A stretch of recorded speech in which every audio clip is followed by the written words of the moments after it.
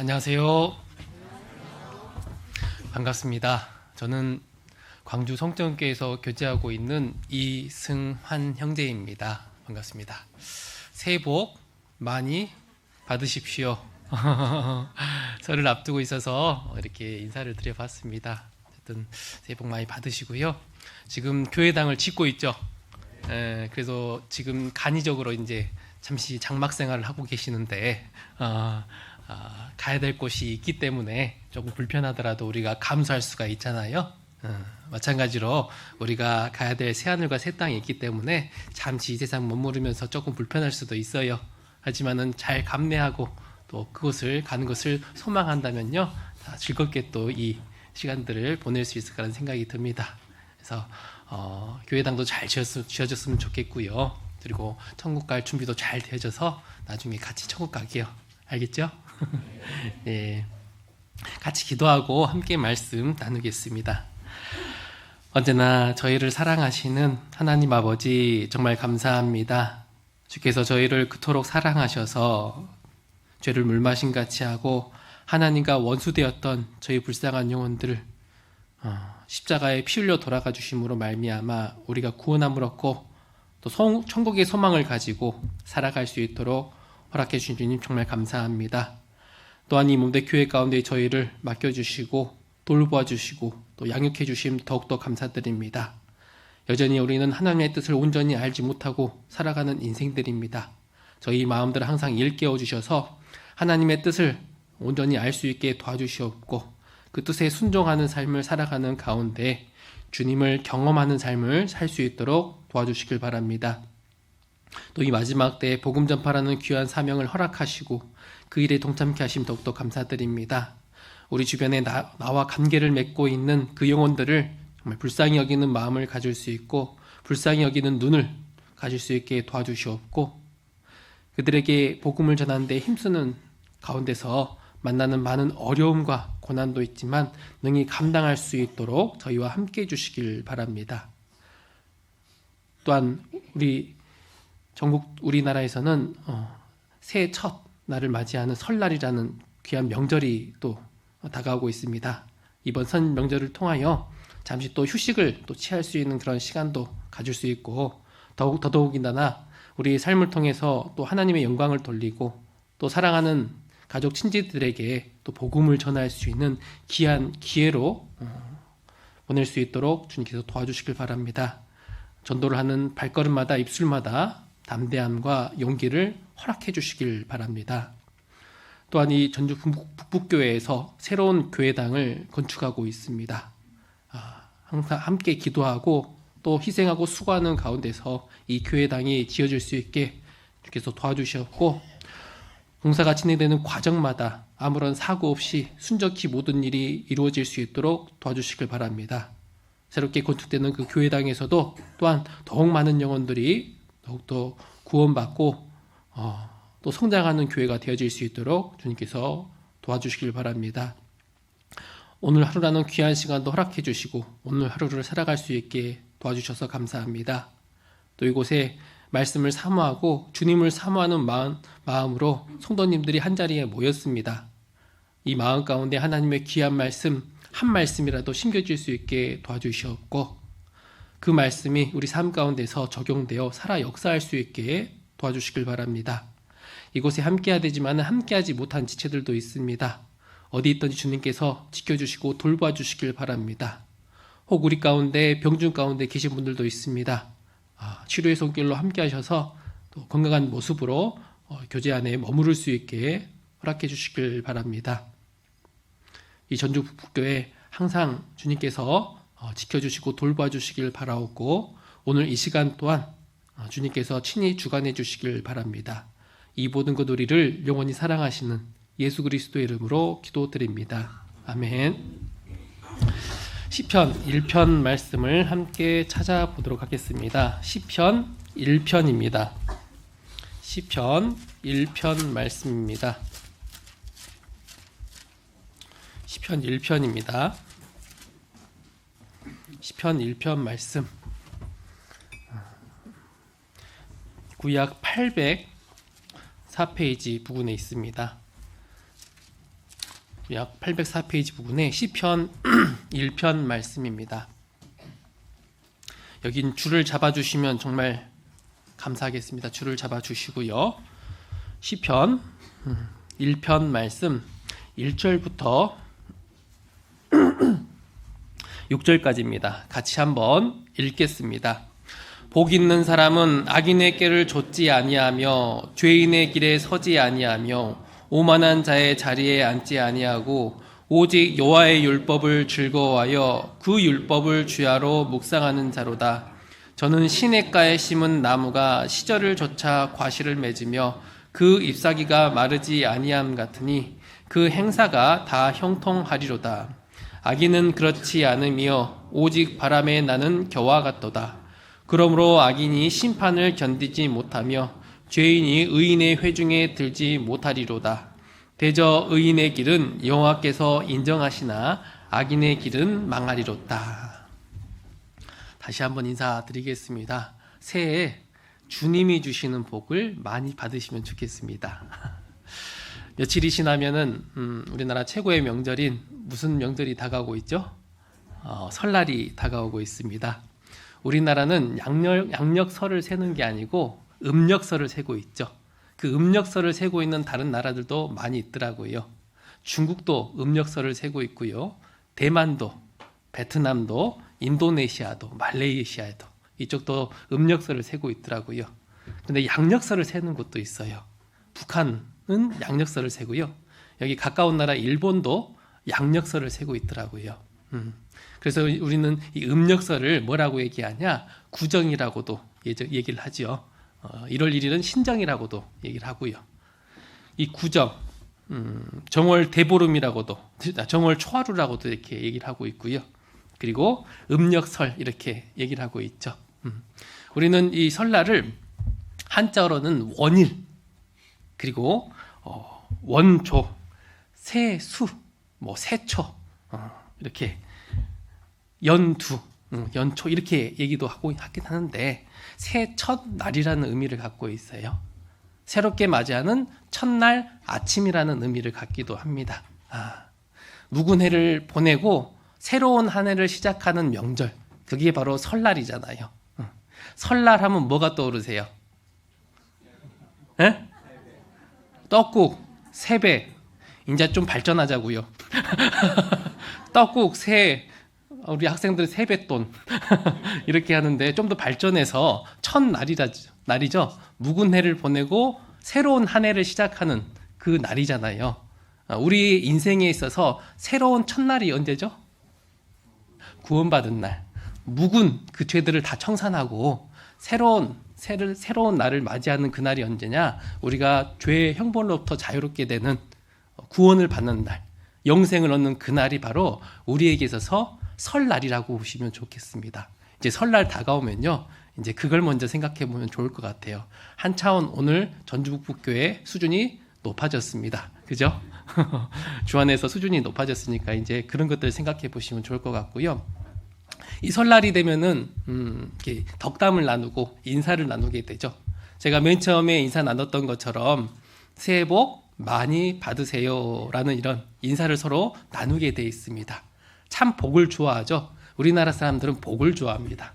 그래서 예전에는 수저에도 복이라는 글자가 있고 저금통에도 복이라는 글자가 있고요. 젓가락에도 복이라는 글자가 있고 이불에도 복이라는 글자를 새기기도 해요. 복을 참 좋아하죠. 그런데 복이라고 하면은 세상에서는 어떤 것을 복으로 여기고 있냐?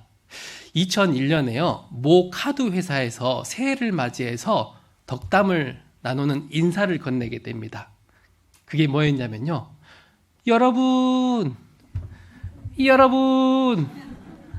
부자 되세요 하고 이렇게 인사를 했던 모 카드 회사 광고가 있습니다. 기억나죠? 저보다 윗세대 기억 안 나는 분들은 저보다 아랫세대 젊은 세대는 기억이 안 날 거예요. 들어보진 않았을 텐데 세상 사람들이 보통 생각하는 것은 부자 되는 거, 이런 것들이 복이라고 생각하죠.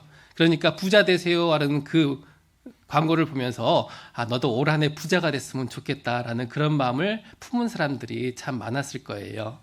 그리고 무병장수하는 거, 나뿐만 아니라 자식까지도 잘 되는 거.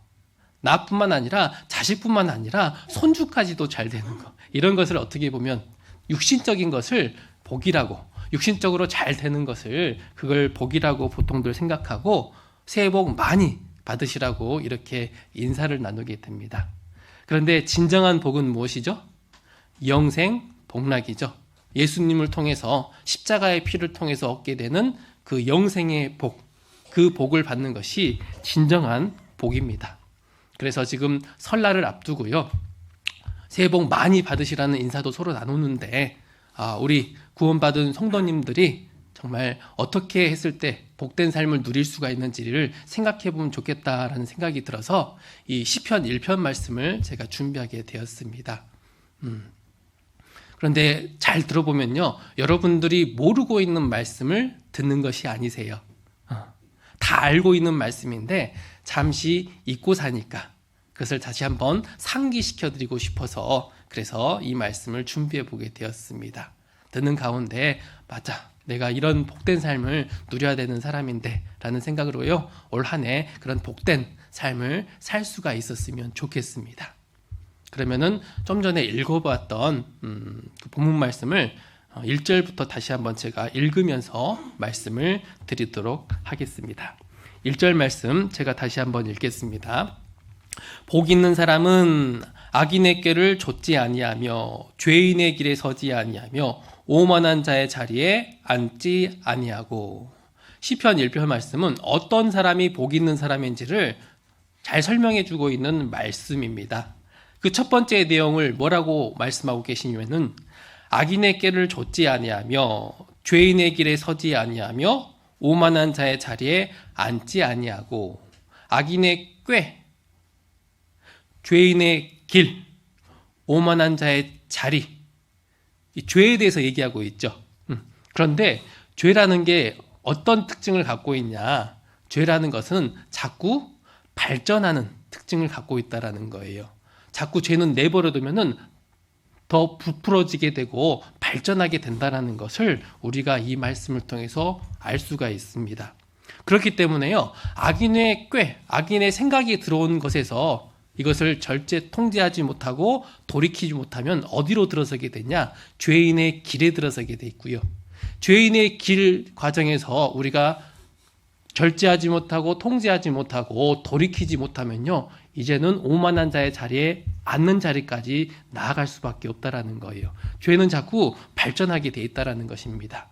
그러니까 어디서 우리가 돌이켜야 되냐? 바로 죄인의, 악인의 꾀, 이 단계에서 우리가 돌이켜야 된다라는 거예요. 그래야 돌이키기가 쉽다라는 겁니다.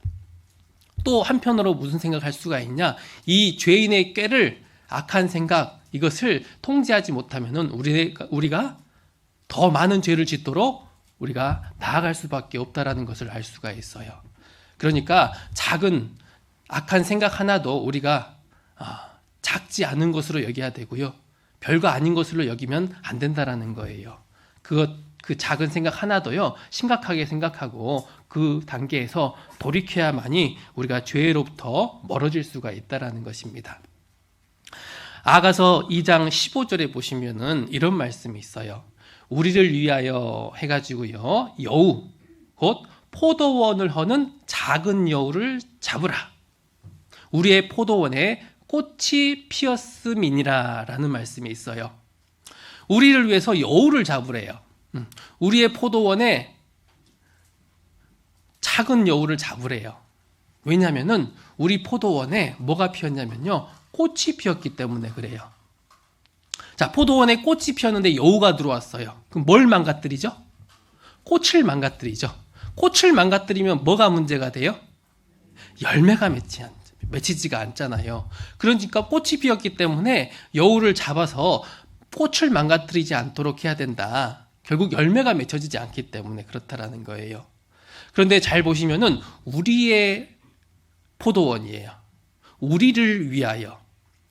아가서에서 우리 하면은 누구를 가리키고 있냐면요, 그 아가서의 주인공인 솔로몬과 술람미 여인을 가리키고 있어요. 신랑과 신부 관계죠. 하나님과 우리 교회는 무슨 관계죠? 신랑과 신부 관계라고 할 수가 있어요.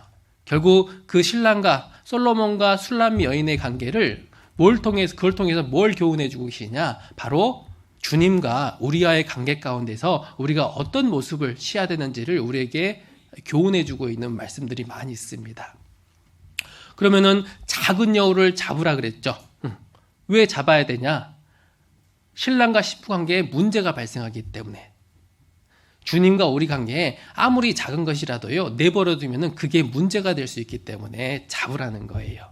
그래서 작은 여우죠. 이 작은 여우를 잡는 것처럼 정말 이 작은 생각, 작은 죄 하나도요, 통제하지 않고 잡지 않으면요, 문제가 발생하기 때문에, 열매가 맺히지 않기 때문에, 그렇기 때문에 작은 것에부터 우리가 주의해야 된다는 것을 우리가 알 수가 있습니다.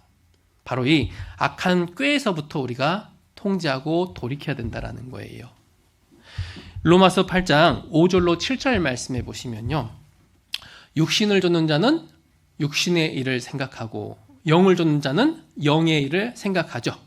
육신의 생각은 사망이요, 영의 생각은 생명과 평안이니라 라면서요, 육신의 생각은 하나님과 원수가 된다라고 말씀하고 계셔요. 그러니까 육신을 좇는 자는 자꾸 무슨 생각을 하냐? 육신의 일을 생각하게 돼 있죠. 그런데 그 육신의 생각은 하나님과 원수가 된다라는 거예요. 생각부터가 중요하다라는 거예요. 마귀는 자꾸 이 악한 생각들을 집어넣게 돼요. 육신을 좇도록 유혹을 하게 돼요. 자꾸 좀 더 졸자, 좀 더 자자, 손을 모으고 좀 더 눕자 하면서요, 조금만 더 게을리 가도 괜찮아, 게을러도 괜찮아, 이런 생각들을 집어넣게 되죠. 작은 것들부터 생각을 집어넣는 거예요.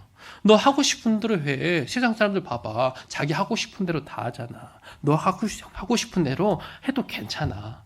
뭐 그리 복잡하게 살려 그래? 인생을 좀 즐기면서 살아야지. 또 취미생활도 좀 하면서 나를 위해서 좀 힐링도 충분히 해가면서 그렇게 살아야지. 뭘 그렇게 수고하고 희생하려고 그래. 이런 생각들을 막 집어넣는 거예요. 그동안 열심히 했으니까 이제는 좀 쉬어도 돼. 그동안 한 게 많이 있잖아. 지금 수십 년 동안 교회를 위해서 희생한 게 얼마나 많은데 이제는 좀 덜 해도 돼. 어?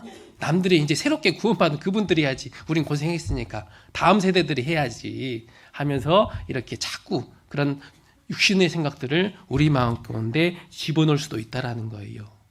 내일 죽을 터인데 먹고 마셔야지. 응? 노후도 좀 생각해야지 하는 이런 생각들을 막 집어넣는 거예요. 자꾸 육신의 만족, 육신의 즐거움, 육신의 편안함, 세상 것들을 딱 추구하도록 그런 생각들을 자꾸 집어넣는 거예요. 자, 우리 대한민국의 여성분들은 가장 많이 생각하는 생각 중에 하나가 뭐냐? 다이어트를 해야 되겠다라는 생각이에요. 그런 계획을 세우죠. 근데 다이어트에 왜 실패하는 줄 아셔요? 오늘까지만, 딱 오늘까지만 먹어야지. 그리고 다이어트는 내일부터. 내일은 와요, 안 와요? 안 오죠. 내일이 또 내일인 거예요. 오늘부터. 그 육신의 생각은 뭐냐면요, 죄나 하나님 사이에 방해를 갖고 있는 것들 있잖아요. 내가 즐거운 것들 있잖아요. 오늘까지만 하고 말씀을 좀 열심히 읽어보는 것도, 기도를 좀 잘 해보는 것도, 그리고 전도를 하는 것도, 그거는 내일부터, 이런 마음들이 우리 마음 가운데 올라온다는 거예요. 그러니까 새해 이렇게 계획을 세우면서도요, 그게 잘 지켜지지 않은 이유가 내일부터라는 마음이 자꾸 올라오기 때문에 그래요. 그래서 우리는 올 한 해 내가 신앙을 방해하고 있는 것들이 있어요. 하나님과의 관계에 문제가 생길 수 있는 것들이 있어요. 그런 것들이 발견된다면요, 오늘부터라는 그런 마음을 가지면 좋겠고요.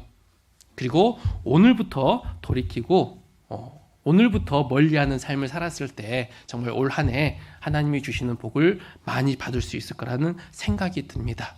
그래서 복 있는 사람은 어떤 사람이냐? 바로 이 죄에서 돌이키는 그 사람이 바로 복 있는 사람이다라는 것을 알 수가 있어요. 근데 잠잠히 생각해 보면요, 이 죄에서 돌이킨다라는 것은 구원받지 않은 죄인은 죄에서 돌이킬 수가 없어요. 구원받은 의인만이 죄에서 돌이킬 수 있는 마음과 힘이 있습니다. 그러니까 복 있는 사람은 죄인을 가리키는 게 아니라 구원받은 그리스도인을 가리키고 있는 거예요.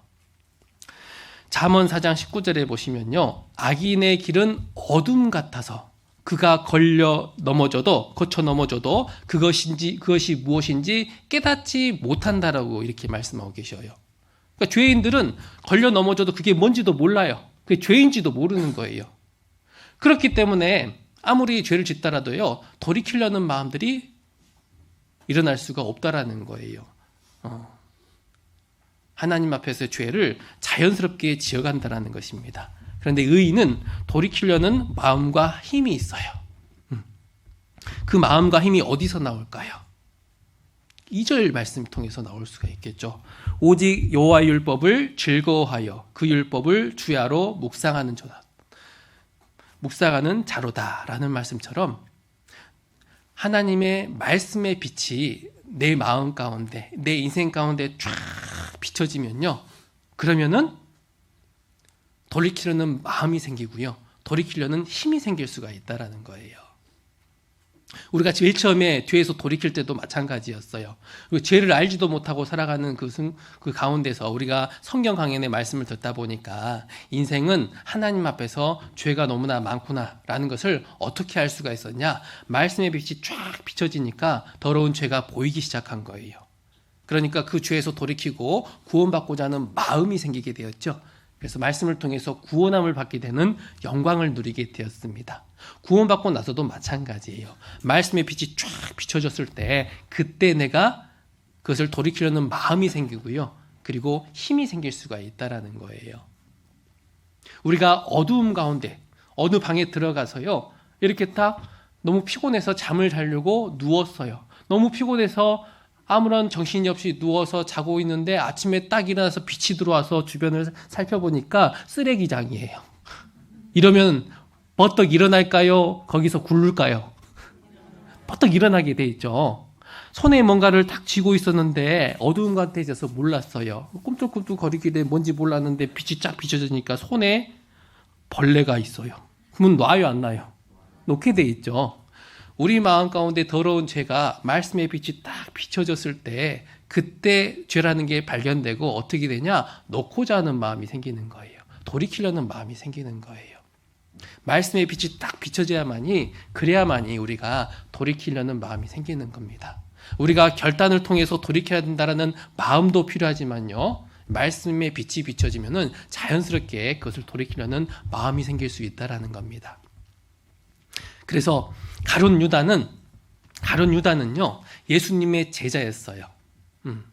예수님의 제자였는데 돈괴를 맡고 있는 제자였습니다. 그런데 그 가룟 유다는 뭐에 대한 욕심이 많았냐? 돈에 대한 욕심, 탐심이 많았다라는 거예요.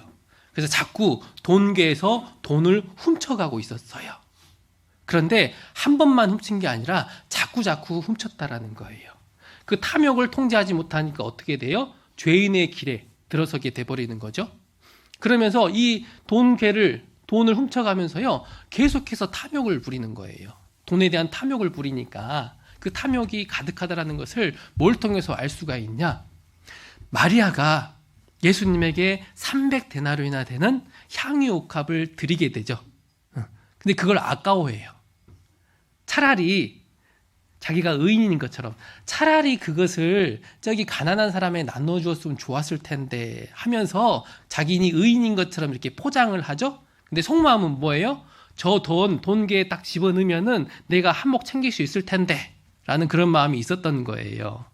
돈괴를 맡고 돈괴에서 돈을 훔쳐가미라라 하면서 그 마리아가 향유옥합을 들었을 때 그 내용을 하나님이 밝혀내고 있어요. 그렇기 때문에 그 탐욕이 가득했기 때문에 마귀가 어떻게 했냐? 그 마음 가운데 예수를 팔려는 생각을 집어넣게 되죠.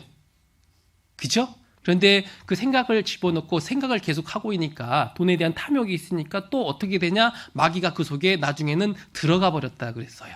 그래서 예수님을 팔려는 계획을 하게 되고요. 예수님을 팔려는 그 계획을 실행에 옮기게 되고 은 30에 예수님을 갖다 팔아버리게 되는, 죄인의 길에 들어서고 오만한 자의 자리에 앉아버리는 그런 일을 가룟 유다가 행하게 되죠.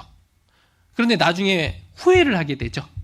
근데 후회를 했지 회개한 건 아니에요. 유다는 마음 가운데 말씀이 없었던 거예요. 예수님을 한 번도 주님으로 여기지 않았어요. 말씀이 없기 때문에 회개가 안 이루어지는 게 아니라 후회만 있었기 때문에 자기 목숨을 끊어버렸잖아요. 베드로는 예수님을 3번 부인했는데 3번 부인하고 나서 예수님이 3번 부인할 거라는 그 말씀이 생각났죠?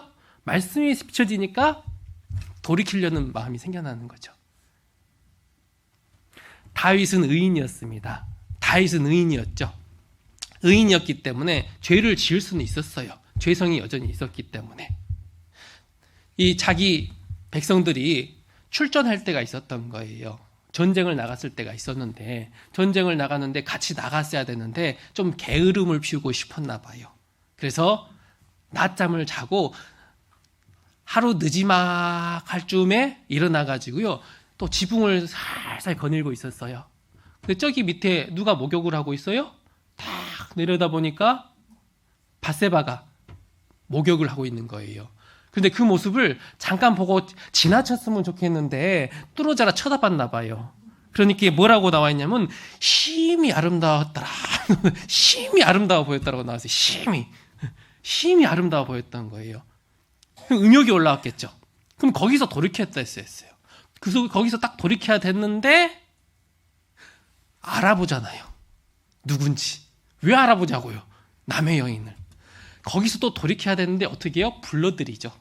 불러들여서 동침까지 하게 되죠. 죄인의 길에 들어서 버리잖아요. 응?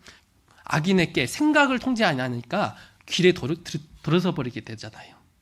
근데 또 나중에 잉태되었다라는 기별이 와버리니까 그걸 숨기려고 남편 우리아를 불러다가 그걸 감춰보려고 하는데 잘 안 되니까 우리아를 죽여버리게 되고 그 밧세바를 데리고 와서 그 아들까지 자식까지 낳게 되는 그런 과정을 거치게 되는데 하나님은 그 1년 이상 되는 그 1년 가까이 되는 그 시간들을 침묵하면서 지켜보고 계셨어요.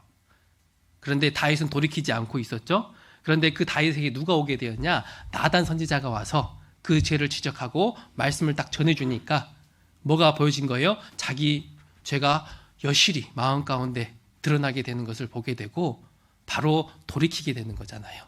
그래서 돌이키고 지은 시편이 뭐냐? 시편 51편이에요. 말씀의 빛이 딱 비춰지니까 돌이키게 되고 돌이키는 힘이 생기는 거예요. 우리도 마찬가지예요. 하나님 앞에 합당치 않은 것들이 무엇이는지 보려면요, 말씀 앞에 나아가야 되고요.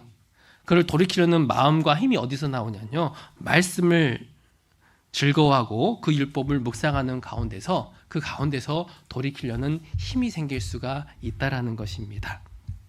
그래서 우리는 복 있는 사람이 되려면 어떻게 해야 되냐? 이 죄에서 돌이켜야 되는데 돌이키려면은 결단도 필요하고요. 그리고 뭐가 필요하냐? 2절 말씀이 필요하다라는 거예요. 그래서 오직이죠. 오직 여호와의 율법을 즐거워하여 그 율법을 묵상하는 자가 그 자가 복 있는 사람이라는 것입니다. 그런데 보시면은 여호와의 율법을 즐거워하여 그 율법을 주야로 묵상하는 자로다 그랬죠. 여호와의 율법을 즐거워한다 그랬죠. 악인은 여호와의 율법을 즐거워할 수가 없어요. 구원받은 의인만이 여호와의 율법을 즐거워할 수가 있어요. 우리가 구원받고 생기는 변화 중에 하나가 뭐냐? 여호와의 율법을 즐거워하는 거예요. 제가 알고 있는 한 어르신이 계셔요. 그 어르신이 계셨는데 그 어르신이 이 성경 강연의 말씀을 듣게 되었습니다. 연세가 지긋이 드신 어르신인데 그 어르신이 말씀을 듣고 나서 제일 처음에는 구원을 못 받을 때가 많이 있죠. 이해력이 좀 떨어지는 부분도 있고요. 또 어르신들은 왜 구원을 잘 못 받을 때가 있냐? 본인의 생각이 강하게 일어나기 때문에 그래요. 고집, 자기 생각을 고집하기 때문에 그래요. 어떤 생각들을 고집하냐? 내가 무엇인가를 해야 좋은 데 갈 수 있다라고 그 생각들을 잘 내려놓질 않아요. 내가 뭘 해야지, 자꾸 해야지 좋은 데 갈 수 있다, 이 생각들을 안 버리는 거예요. 또 때로는 어떤 말씀들을 하시냐? 죄는 내가 졌는데 남이 대신 어떻게 지냐고, 응? 남이 대신 어떻게 처리할 수가 있냐고, 내 죄는 내가 져야지, 이 생각들을 안 버리기 때문에 구원을 못 받으시는 경우도 계세요. 제가 알고 있는 그 어르신도 그런 생각들을 잘 버리지 않으니까 구원함이 이루어지지 않고 있다가 그 어르신은요, 말씀을 계속 들으면서요, 구원 받았다고 시인도 하셨었어요. 근데 변화가 안 일어나는 거예요. 학예 수양에 가셔서 말씀을 또 구원받았다고 침례도 받으셨어요. 그런데 변화가 안 일어나는 거예요. 그런데 어느 날 말씀을 쭉 듣다가요, 그날 구원을 받았다라고 하고 나서요, 이제는 변화가 일어나기 시작했어요. 어떤 변화가 일어나냐? 그 어르신이 말씀을 읽기 시작하는 거예요. 그래서 그때부터 안심을 하게 됐대요. 구원받은 게 맞구나. 저도 개인적으로 교회 교자도 싫어하는 사람이었어요. 교회 교자도 싫어하고 하나님을 등지고 하나님을 욕했던 사람입니다. 형이 전도하니까 욕을 해버린 사람이에요. 그랬던 사람인데 이 말씀을 쭉 듣다 보니까 3년이라는 시간이 걸렸었는데 그 3년이라는 시간 동안 말씀을 쭉 듣고 나서 내가 마음이 원할 때 말씀을 듣고 나니까 구원함이 딱 쉽게 이루어지더라고요. 마음이 없을 때는 절대 안 이루어지던 것이 참 신기한 게 이해는 다 되지만요, 원하지 않으니까 구원이 안 이루어져요. 그런데 내가 원하니까요, 구원이 딱 이루어지는 거예요. 구원을 딱 받고 나니까 가장 먼저 일어나는 변화가 뭐냐? 가요의 가사말이 시시해져 버리는 거예요. 예전에는 가요의 가사, 사랑 얘기가 많죠. 사랑을 갈구했던 저에게는 그 사랑 얘기를 했던 그 발라드 곡들이 내 얘기같이 들렸어요. 어메 또 내 얘기하고 있네. 어메 또 내 얘기하고 있네. 어메 좋은 거. 나도 저런 마음이 있는데, 그런 마음이 있었는데 구원을 딱 받고 나니까요, 시시해져 버리는 거예요. 저 사랑은 잠시 잠깐 있는 거다. 진정한 사랑이 아니다라는 걸 알고 나니까 이제 시시해져 버리더라고요. 그러더니만 이제는 찬송가 가사가 내 마음에 쏙 들어가는 거예요. 그래, 내 마음이 저 마음이었는데, 예수님의 피가 나를 구원해 주었는데, 예수님을 사랑하는 마음이 이 마음 가운데 생겨났는데, 이제 예수님의 사랑하는 마음 때문에 그 찬송가 가사가요, 내 마음에 확 들어오면서요, 이제 가요가 쉽게 딱 끊어져 버리더라고요. 또 변화 중에 하나가 뭐냐? 저도 구원을 딱 받고 나니까 말씀이 읽어지는 거예요. 여호와의 율법을 즐거워하는 마음이 생겨나는 거예요. 저라는 사람은 글을 읽는 것을 싫어했어요. 난독증은 아니고요, 글을 읽는 걸 싫어했어요. 그래서 어렸을 때 만화책 좋아하죠. 만화책 보더라도 그림 많이 없는 만화, 그림만 보면은 이해할 수 있는 그런 만화, 그런 만화만 골라보고요. 책이라는 것은 교과서 빼고는, 참고서 빼고는 잘 안 읽었던 사람이었던 거예요. 제가 구원받기 전에 이독을 했던 책은 딱 하나가 있었어요. 어떤 책이었냐? 수학의 정석. 그건 그림이라도 있죠. 그림이라도 있죠. 성경은 그림도 없어요. 그런데 그 성경을 2독하고 3독하고 4독하고 이렇게 되는 거예요. 나는 전혀 생각지도 않는 마음들이 이 마음 가운데 올라오는 거예요. 우리가 구원을 받으면은 이런 마음들이 올라오죠. 여호와의 율법을 즐거워하는 이 마음이 올라오게 돼 있다라는 것입니다. 구원받은 사람은 여호와의 율법을 즐거워하게 돼 있어요. 그 율법을 즐거워하여 그 율법을 주야로 묵상하는 자, 그 자가 바로 복 있는 사람이고 복된 삶을 누릴 수가 있다라는 것입니다. 그런데 보시면은 여기 그 율법을 주야로 묵상하는 자죠. 율법을 뭐라고 얘기하고 있냐면은 말씀이라고 보시면 돼요. 말씀을 주야로 묵상하는 자로다. 여기 잘 보시면 주야죠. 주야로 묵상하는 거예요. 주야로 묵상하는 자로다. 주야로 묵상한다. 주야가 뭘까요? 주야로 묵상한다라는 게. 밤낮, 그죠? 밤낮 묵상한다라는 거죠. 허구한 날 묵상한다라는 거죠. 그죠? 저희 광주 성정교회에서 저희 담임 목사님이 펴낸 그 묵상 노트가 있어요. 말씀 묵상 노트. 혹시 들어보셨어요? 들어보셨어요? 올해도 이렇게 펴냈는데 혹시 가지고 계신 분들 있으세요? 없어요. 제가 이렇게 홍보하려고 하는 거예요. 홍보하려고 하는 건데, 저도 작년에 받았었는데 춘천에서 이렇게 받았었어요. 이런 것들이 있구나, 이런 것들 만들었구나 했었는데 안 했었거든요. 근데 제가 광주 성전교회 오래 왔어요. 오래 와가지고 담임 목사님이 말씀 묵상 노트 해봤냐고. 죄송합니다, 안 해봤습니다. 해보라고 해서 해보니까 지금 1월 1일부터 계속 빠지지 않고 묵상 노트에 그 빈칸을 채워가면서요, 제가 묵상을 해보고 있는데 너무나 좋은 거예요. 그동안 내가 잊고 있었구나, 이 즐거움을. 한번 해보시라고 말씀을 드리는 거예요. 비싸지도 않아요. 응? 광주 성전교회 신청하면요 보내드릴 거예요. 하나씩 나눠 가지세요. 계좌 입금만 하시고요. 이렇게 해서 한번 해보시면 좋을 것 같아요. 그런데 그 묵상 노트의 앞에 무슨 숫자가 써 있냐면요, 365 묵상 노트라 되어 있어요. 365가 뭐예요? 365일이죠. 날마다 묵상하는 생활을 해야 된다라는 거죠, 주야가. 여러분들 여기 소식지 보니까 여러분들 신청 사항이 있더라고요. 날마다 묵암기, 그죠? 날마다 묵암기 있더라고요. 정말 잘 됐어요. 날마다 묵상하는 거. 먼저 1번이 그거더라고요. 날마다 묵상하기. 이 주야로 묵상한다는 것은요, 날마다 묵상하는 거예요. 묵상이라고 하는 것은 깊이 생각하는 거죠. 어떤 말씀, 한 구절 말씀이나 어떤 단락의 말씀이나 어떤 본문을 취해도 좋으니까요, 그 본문의 말씀을 한 구절이라도 좋으니까 자꾸 읽고 반복해서 읽으면서 깊이 생각하는 게 묵상이죠. 깊이 생각하면서 하나님이 어떤 분이신가라는 것도 묵상하고요, 하나님이 어떤 일을 행하시는가, 하나님이 어떻게 역사하시는가라는 것을 묵상하는 거예요. 그러면서 내 자신을 거기다 대입해 보는 거예요. 내 자신의 모습은 어떤 모습이고, 내 생활 가운데 이것을 어떻게 적용해 갈까, 어떻게 내 생활 가운데 이걸 적용해 가볼까라고 깊이 생각해 보는 게 그게 묵상이에요. 더 자세한 것은 담임 목사님을 통해서 들어보시면 좋을 것 같고요.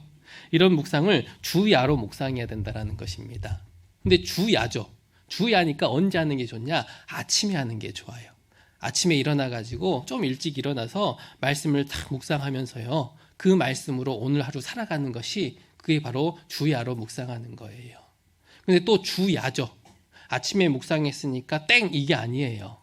아침에 묵상한 것을 가지고요, 그 구절의 말씀을 하루 종일 또 되새기는 거예요.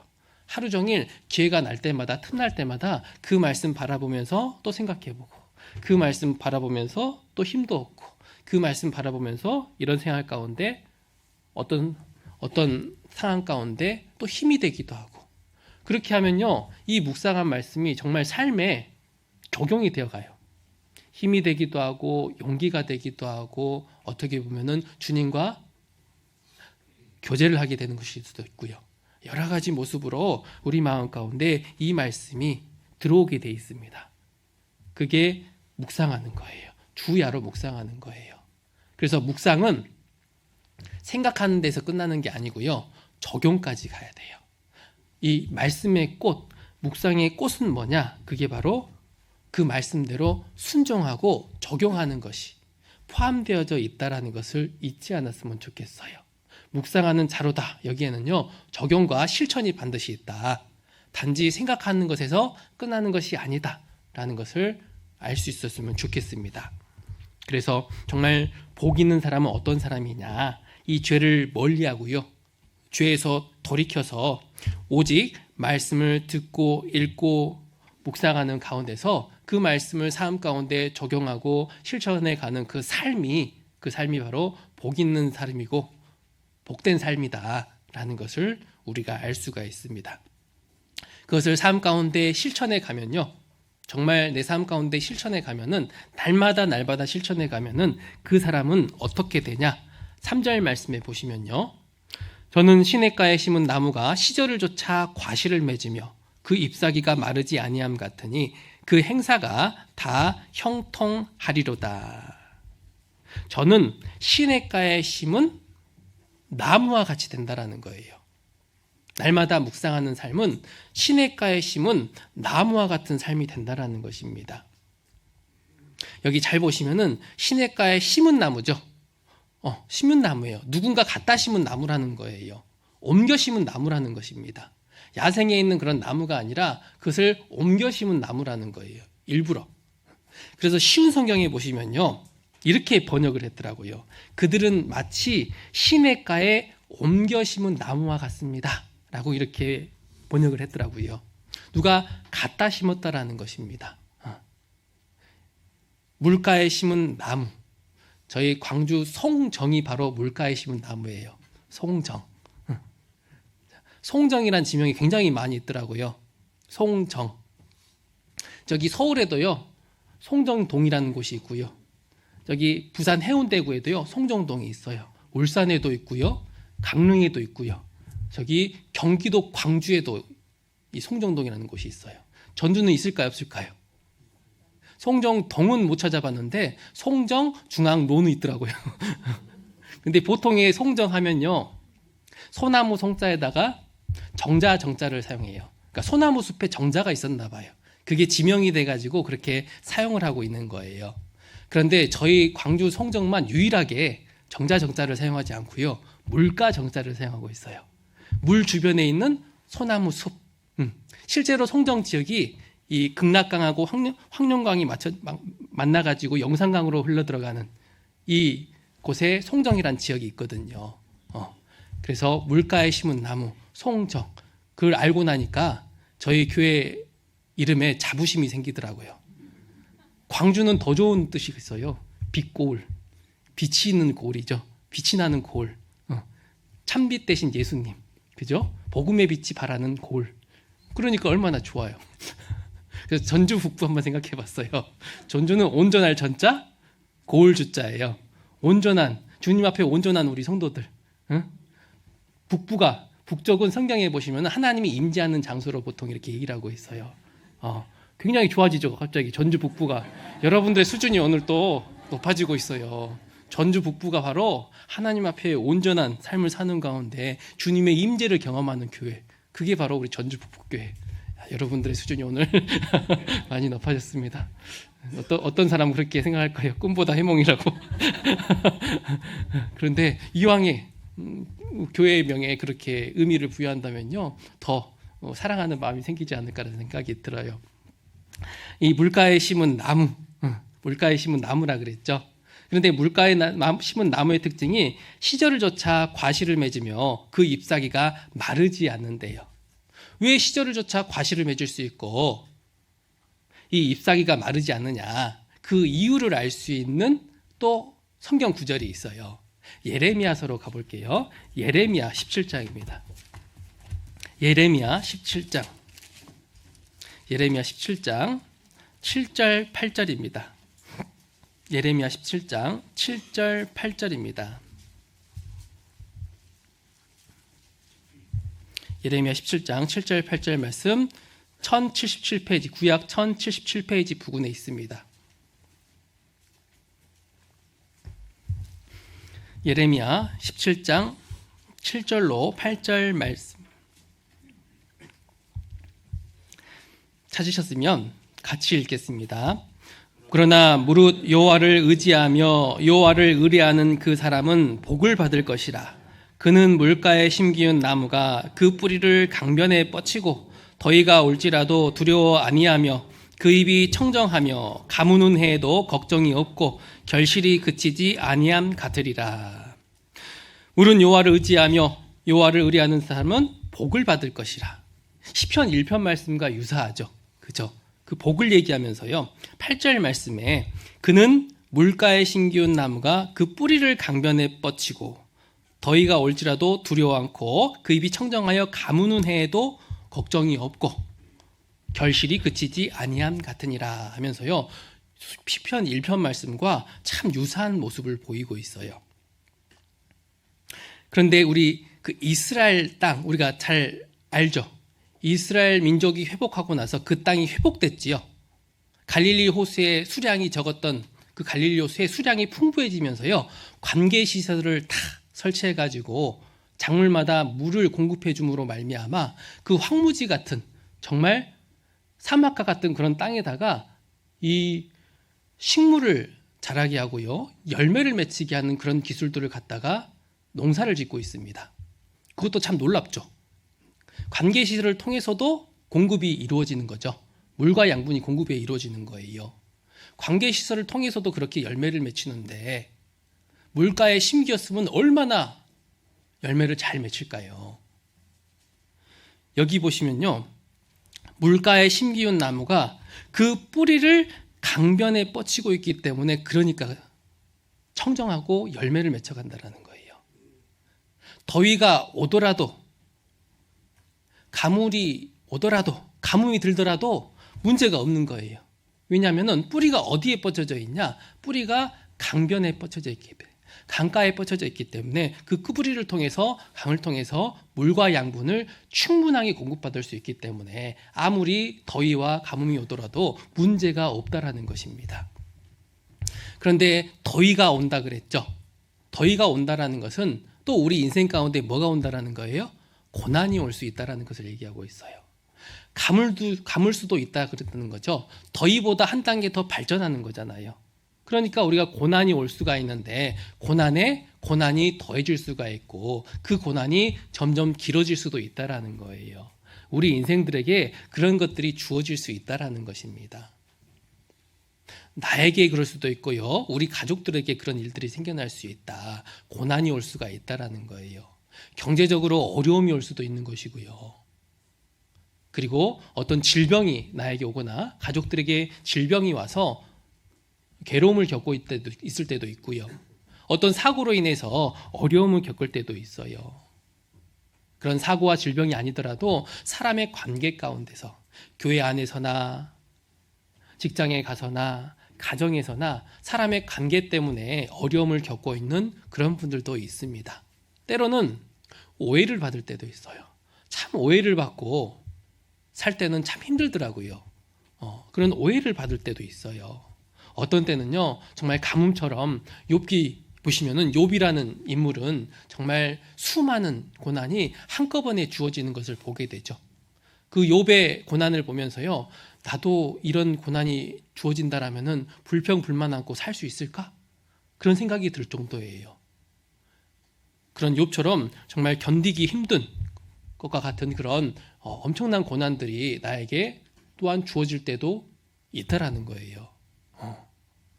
그렇지만은 물가에 심기운 나무기 때문에 잎이 청정하고 결실이 그치지 않는 것처럼 아무리 고난이 오더라도요, 이 물가에만 뿌리가 뻗쳐져 있다라면요, 어떠한 고난이 오더라도 그 영혼이 핍절치 아니하고 그 영혼이 청정하게 될 수가 있고요, 자꾸 힘과 용기와 능력이 솟아날 수가 있다라는 것입니다.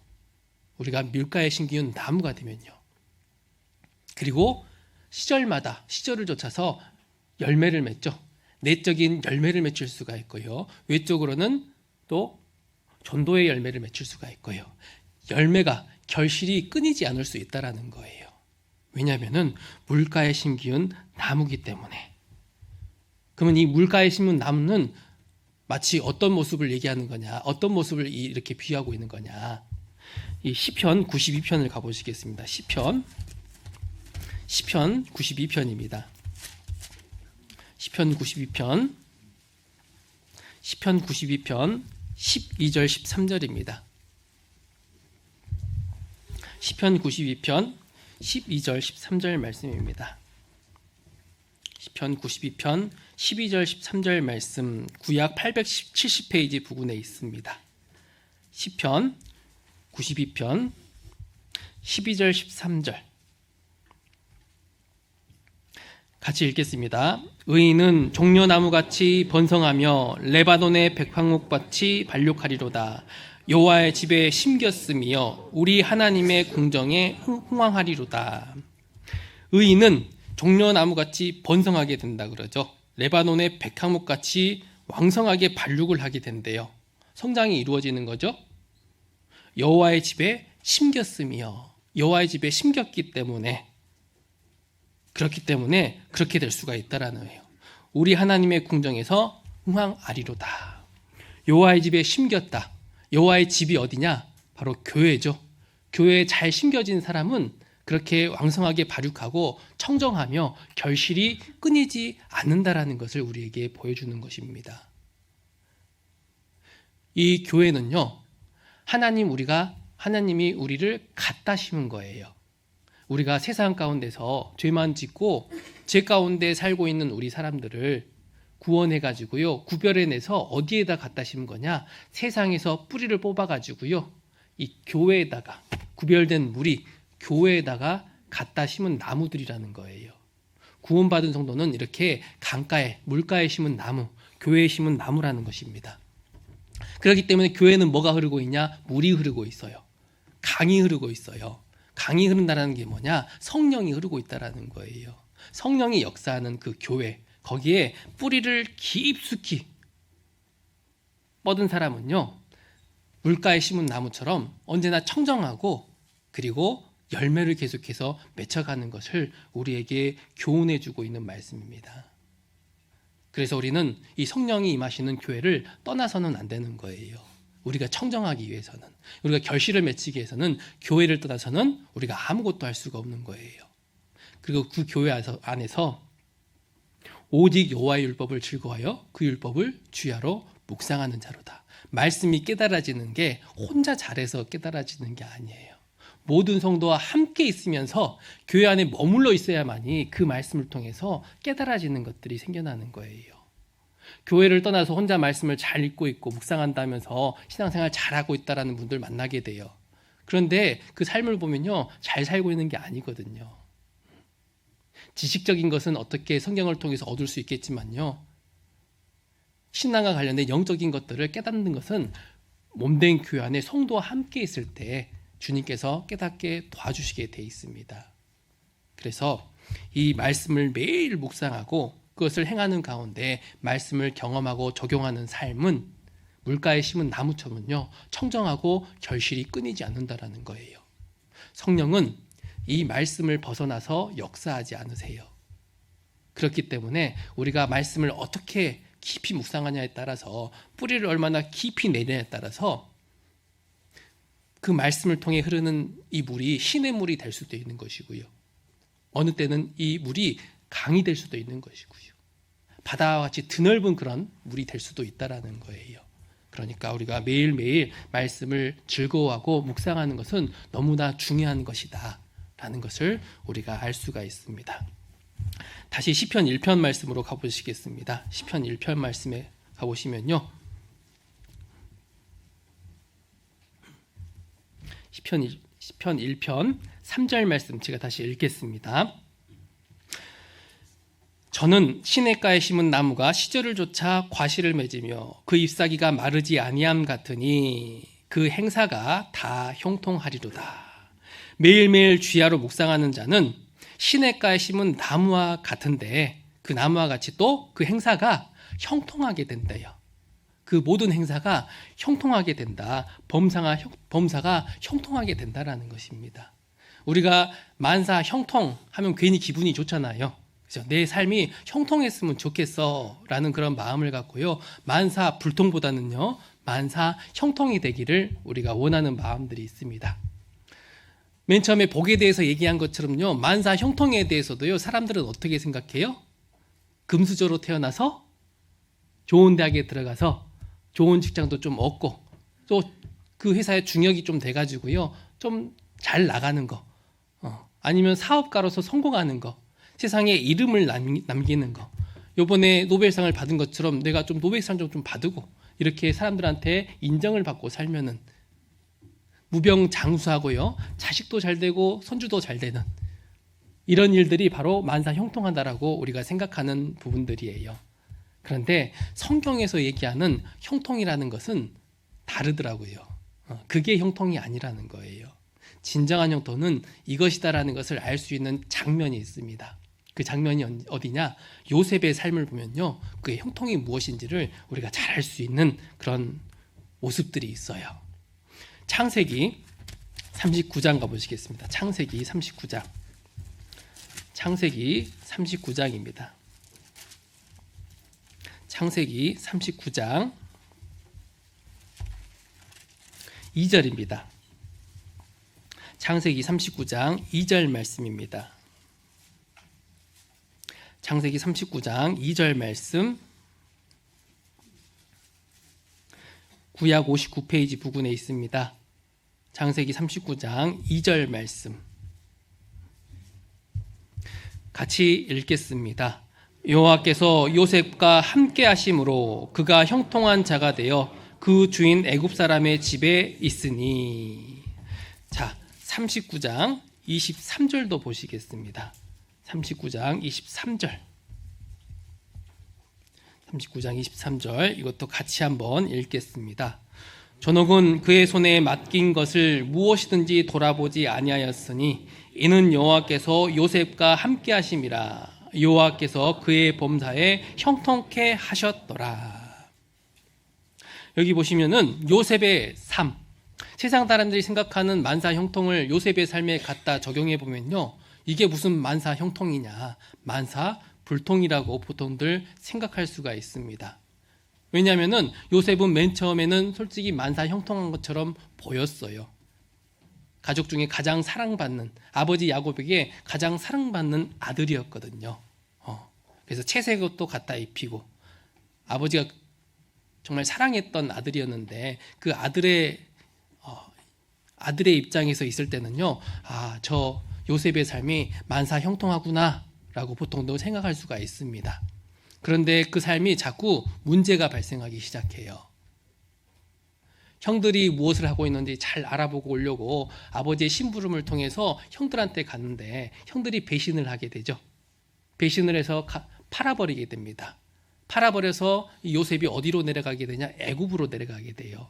애굽에 내려가서 애굽 바로 왕의 신하 시위대장 보디발의 집에 들어가게 됩니다. 거기서 노예로서 삶을 살아가게 돼요. 사랑받는 아들에서 노예로서의 삶으로 바뀌게 돼버린 거예요. 이 삶을 보면은 보통 사람들이 어떻게 되냐? 저 자식 망했네, 만사 불통이네 라고 보통 생각하겠죠. 그런데 성경에는 뭐라고 얘기하고 있냐면요, 그가 형통한 자가 되었다라고 나와 있어요. 보디발의 집에서 노예라는 신분을 가지고 살아가는데 그가 형통한 자가 되었다라고 이렇게 표현을 하고 있습니다. 그것도 모자라서 그 보디발의 집에서 잘 지내고 있는데 보디발의 아내가 자꾸 욕을 해가지고 그 욕을 피하려고 하다가 누명을 시움을 받아가지고 어디를 들어가게 되냐? 감옥으로 들어가게 됩니다. 그런데 감옥에 들어갔는데 거기서 지내게 되었는데 그의 범사에 형통케 하셨더라 라고 이렇게 말씀을 하고 계셔요. 근데 잘 보시면요, 세상 기준으로 봤을 때는 이게 뭐가 형통이냐고 라고 생각할 수가 있는데, 잘 보시면은 그 앞에 수식어가 있어요. 항상 2절 말씀에도 보시면요, 2절 말씀에 보시면은 여호와께서 요셉과 함께 하심으로 그가 형통한 자가 되었다라고 되어 있어요. 요셉과 함께 하심으로. 23절에도 가보시면요, 여호와께서 요셉과 함께 하심이라. 이게 바로 형통이라는 거예요. 고난이 안 오는 게 아니라는 거예요. 세상 사람들로 생각대로 만사 형통은 뭐냐? 어떠한 고난과 고통도 없이 자기대로 잘 되는 게 만사 형통이에요. 성경에서 얘기하는 진정한 형통은 뭐냐?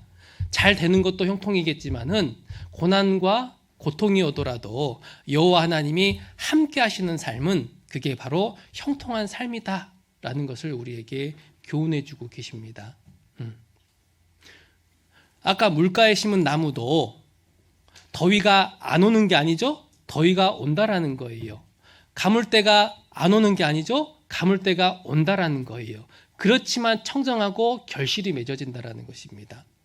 고난과 고통이 있지만은 그 가운데 여호와 하나님이 함께 하시니까 그게 바로 형통한 것이라는 거예요. 요셉의 삶을 계속해서 보시면요, 결국 이 요셉의 삶을 주님이 함께하고 계시니까 그 고난을 결국 벗어나게 해주시고요, 나중에는 애굽 바로의 왕의 어떤 신임을 받는 애굽의 총리로서의 자리까지 올라가면서요, 누가 그 자리를 허락해 주셨냐? 하나님이 그 자리를 허락해 주신다라는 거예요. 여호와 하나님이 함께 하시는 삶은요, 하나님이 결국엔 어디로 인도해 가시냐? 가장 선한 길로 인도해 가시고, 그 삶을 어떻게 만들어 주시냐? 가장 영광스럽게 만들어 주시는 삶. 그 삶이 정말 형통한 삶이라는 거예요. 구원받은 사람은 지금 당장 잘 먹고 잘 사는 게 형통한 삶이 아니라 후일에 웃는 삶들이에요. 후일에 웃는 삶. 지금 당장 좀 어렵고 괴롭더라도 그게 끝이 아니라 결국에는 주님이 함께 하셔서 후일에 웃게 만드는 삶. 그 삶이 바로 그리스도인들의 형통한 삶이라는 것을 우리가 알 수가 있습니다. 우리는 그런 형통한 삶을 하나님이 함께 하시면서 허락하고 계신다라는 것입니다. 그런데 성경을 읽다 보면요, 이 형통이란 단어가 구약 성경에만 있는 거 아셔요? 형통이란 단어가 구약 성경에만 있더라고, 찾아보니까요. 그러면 신약 성경에는 우리가 신약을 살아가고 있잖아요. 신약을 살아가는 것에는 어떤 단어로서 생각해 볼 수가 있을까? 이 형통이라는 게 잘 생각해 보니까 이 말씀이 적절하지 않을까라는 생각이 들었어요. 베드로후서 1장입니다. 베드로후서 1장.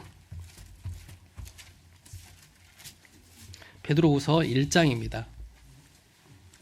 베드로후서 1장 2절입니다.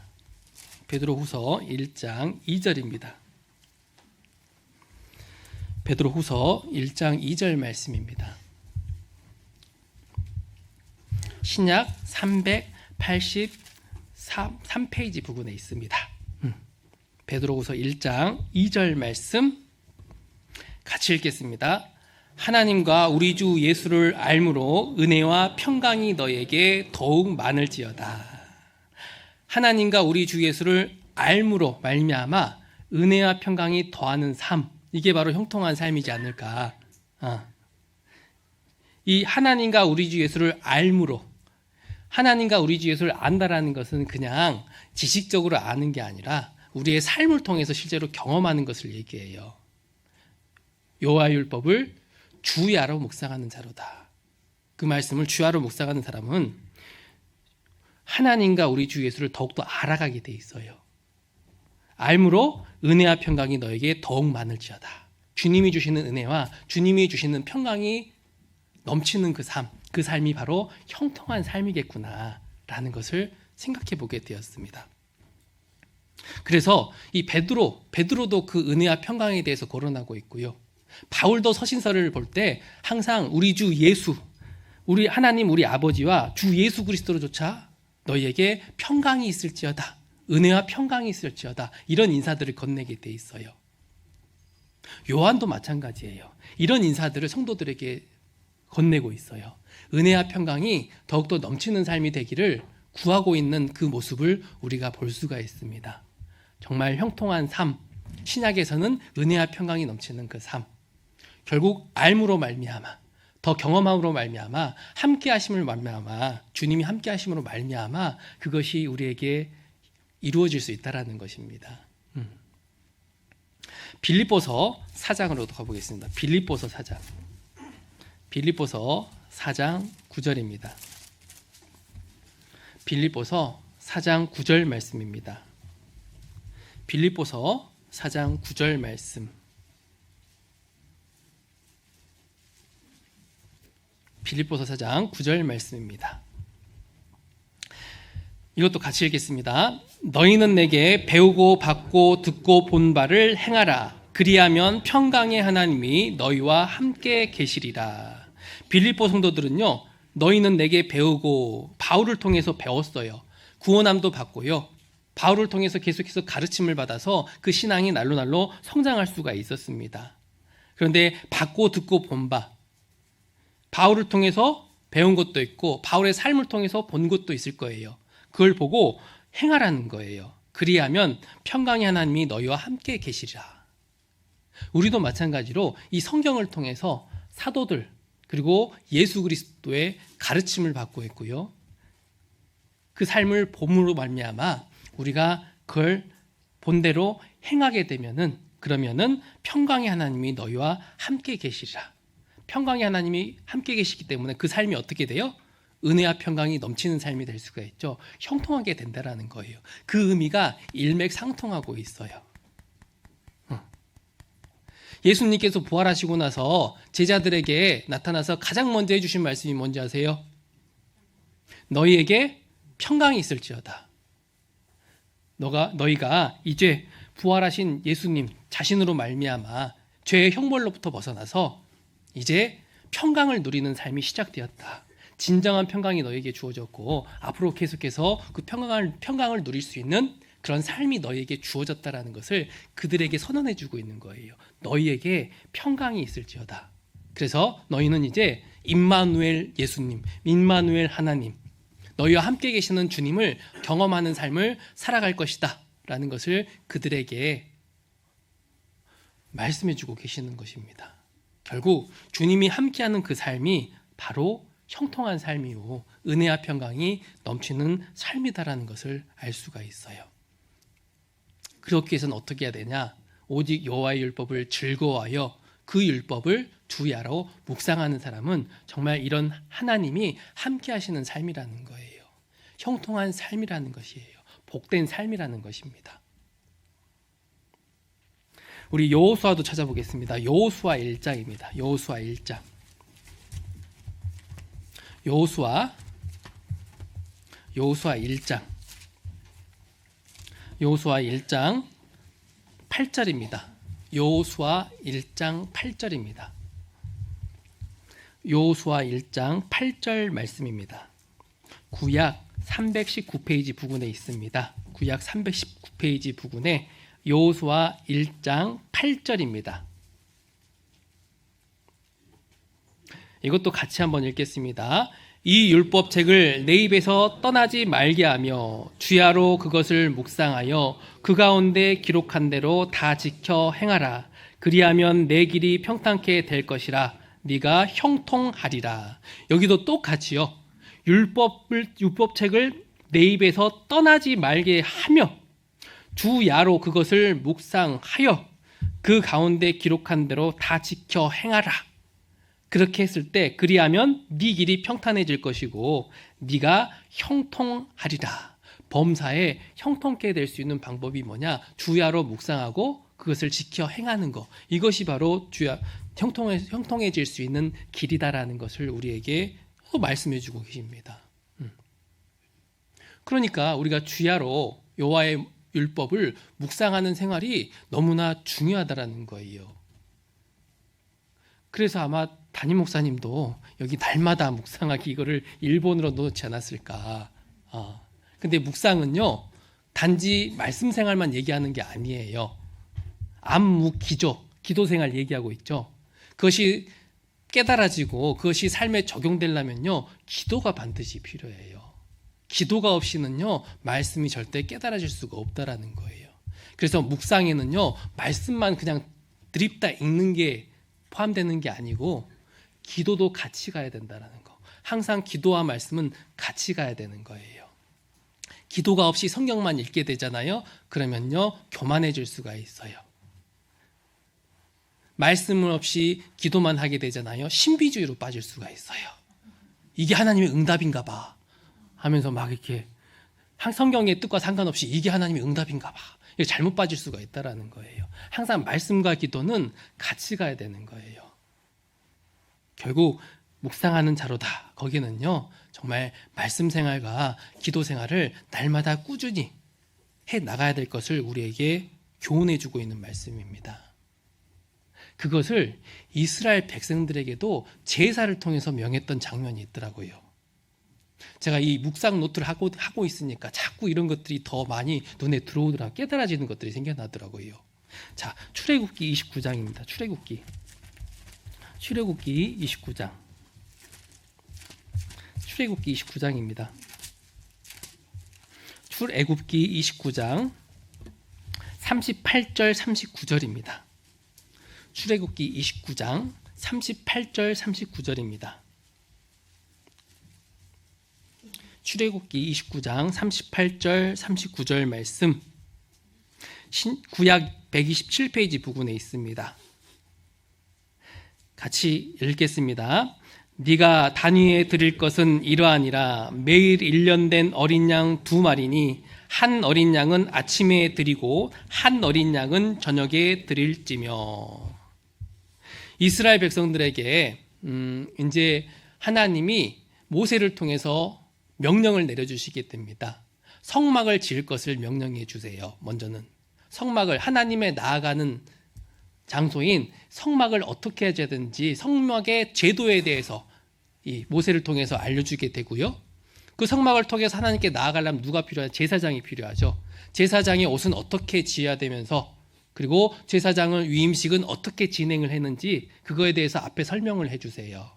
그러고 나서 뭘 얘기하고 있냐? 제사를 지내야 되는데 어떤 제사를 지내야 되는지를 너희에게 설명해 주고 있는데, 네가 단위에 드릴 것은 이러하니라 하면서요, 매일 제사를 지내야 될 것을 그들에게 말씀해 주고 있는 거예요. 그런데 1년 된 어린 양 2마리죠. 하나는 아침에 제사를 드리고 하나는 저녁에 제사를 드리는 거죠. 주야잖아요. 그죠? 주야. 매일매일의 이런 번제를 양 2마리를 가지고 아침 저녁으로 드리라고 이렇게 명령을 내리고 있는 것입니다. 결국 이스라엘 백성들로 하여금 매일의 삶 가운데서요, 하나님께 나아가는 법을 배우게 해주는 거였던 거예요. 우리 그리스도인도 마찬가지로 매일의 삶 가운데 어떻게 해야 되냐? 하나님께 나아가는 것을 연습시키기 위했던 거예요. 우리가 그런 삶을 살아야 될 것을 우리에게 보여주시는 것입니다. 주야로 어린 양을 드리고 있죠. 주야로 말씀을 묵상하면서 하나님께 나아가는 법, 그것을 우리에게 가르쳐주고 계신다는 것입니다. 그런 이스라엘 백성들의 매일 드리는 번제를 통해서 그들에게 무엇을 약속해주고 있냐? 42절 말씀해 보시면요, 이는 너희가 대대로 여호와 앞 회막문에서 늘 드린 번제라. 내가 거기서 너희와 만나고 내게 말하리라. 늘 드리는 번제, 그 장소에서 너희와 만나고 네게 말하리라. 하나님과 교제가 이루어진다라는 거예요. 그리고 44절에 내가 그 회막과 단을 거룩하게 하며 아론과 그 아들들도 거룩하게 하여 네 제사장 직분을 행하게 하며, 회막과 단을 거룩하게 하고 그 아들들도, 아론과 그 아들도 거룩하게 하죠. 우리의 삶을 거룩되게, 구별되게 만들어가게 해주신다라는 거예요. 내게 제사장 직분을 행하게 하며, 제사장은 다리 역할을 하고 있죠. 세상의 영혼들과 하나님과 화목하는 일을 우리가 해나갈 수 있게 해주신다라는 거예요.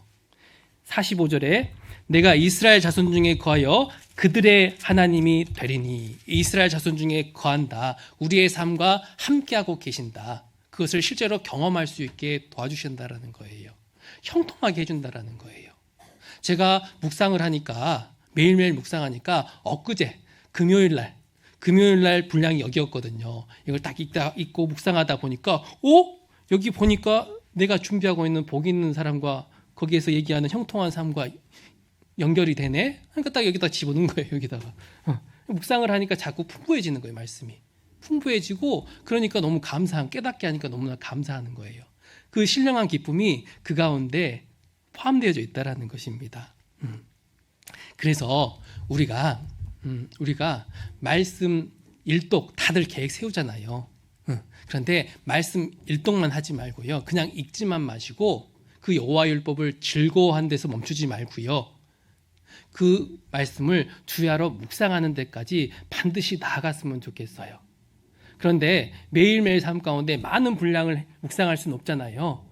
맨 처음에 어렵다라면요, 한 구절부터 시작하시면 돼요. 한 구절부터 시작해가지고 묵상해 나가는 습관을 들이면요, 그 안에 뭘 캐내냐면요, 보물을 캐내요. 보물을 캐낸다니까요. 그래서 여호와 율법을 즐거워하는 기쁨에 더 넘치는 주님의 기쁨을 여러분들이 맛볼 수가 있어요. 그렇기 때문에 일독도 당연히 해야겠지만요, 묵상하는 삶을 반드시 했으면 좋겠어요. 일독은 기본이죠. 아직 일독 안 해본 분 계신다면요, 꼭 해보세요. 올 한 해. 전도하는데, 야, 너는 읽어봤어? 한 번은 읽어봤어? 아니, 하면 창피하잖아요. 기도하고 밥 먹고 있는데 교회 다닌다 그러는데 야, 나 성경 난 안 읽어봤는데 너 읽어봤냐? 아니, 창피하잖아요. 최소한 1독 이상은 해야죠.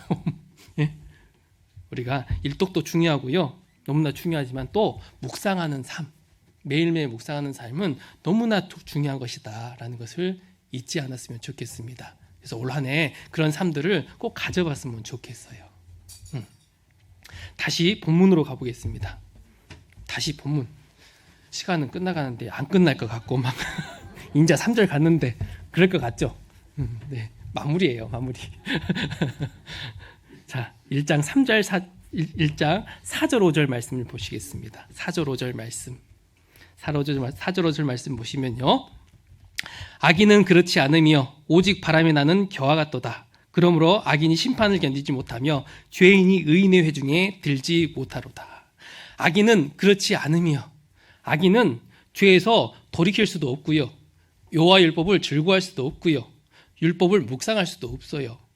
그러니까 물가에 심기지도 못하고요. 과실을 맺힐 수도 없고요. 그 잎사귀가 청정할 수도 없다라는 거예요. 그 행사가 형통할 수도 없다라는 것입니다. 누구 앞에서? 주님 앞에서. 주님 앞에서. 자기들끼리는 형통하다라고 우쭐댈지 모르겠지만요. 주님 앞에서는 그럴 수 없고요. 바람에 나는 겨와 같도다. 물가에 나면 심겨지는 나무가 아니라 바람에 나는 겨와 같다라는 거예요. 바람에 나는 겨는 형태는 갖추고 있을지 모르겠지만요. 생명이 없어요. 무가치한 것이라는 것입니다. 우리도 무가치하고 생명이 없는 것들은 어떻게 해요? 버려버리죠. 하나님 앞에서 버림당하는 거예요. 하나님이 함께하지 못하는 거예요. 결국 어디로 가게 되냐? 하나님이 없는 장소, 지옥으로 가서 재앙을 만나게 되는 거예요. 그러면서 그들이 재앙을 만날 때 하나님이 웃어버린다라고, 비웃어버린다라고 그런 표현들이 있어요. 굉장히 무서운 표현이에요. 너희가 재앙을 만날 때 주님이 너희를 보고 비웃어버린대요. 굉장히 이 악인의 운명은 굉장히 무서운 운명을 기다리고 있다라는 것을 알 수가 있습니다. 그런데 6절 말씀에 보시면요. 대저 의인의 길은 여호와께서 인정하시나 악인의 길은 망하리로다. 악인은 망하지만요. 우리 복 있는 사람, 구원받은 사람의 길은 하나님이 인정해 주신대요. 그럼 그 구원받은 복 있는 사람들이 더욱더 이 삶 가운데서 주님의 말씀대로 행해서 더 복된 삶을 누린다는 것은요. 주님께서 더욱더 우리를 인정해 주시고 알아주신다는 거예요. 인정해 주신다는 것은 기록하고 계신다는 것이고, 기록하고 계신다는 것은 갚아주신다는 것을 얘기하고 있어요. 그렇기 때문에 우리는 인정받고 싶죠? 세상에서 학교에서도 그렇고 가정에서도 그렇고 교회에서도 그렇고 직장에서도 그렇고 우리는 인정받고 싶어 해요. 하지만요, 세상 사람들이 나를 다 인정하지 않더라도 창조주 하나님만 인정하시면요, 그 사람은 복 있는 사람이에요. 세상 사람들 다 인정하더라도요, 창조주 하나님이 인정하지 않으시면요, 그 삶은 정말 불행한 삶이에요. 우리는 주님이 인정해 주시는 삶이에요. 그러니까 복 있는 사람, 구원받은 사람을 얘기하고 있죠. 혹여나 구원에 대해서 아직 확실치 않는 분들이 계신다면요, 반드시 구원을 받으면은 복 받으신 거예요. 그리고 구원받은 분들 가운데 정말 여호와의 율법을 주야로 묵상하는 삶을 살아간다라면요, 그 사람에게 주님이 많은 복들을 허락해 주세요. 그래서 새해에 주님이 주시는 복을 많이 받았으면 좋겠습니다. 그 복을요, 우리가 주님 앞에 가서 누리게 될 수가 있어요. 주님 앞에 가면요, 물가에 심기운 나무가 있고요, 우리가 먹을 수 있는 결실들이 있어요. 마지막으로 그 장면만 보고 마치도록 하겠습니다. 요한계시록 22장입니다. 요한계시록 22장 1절 2절입니다.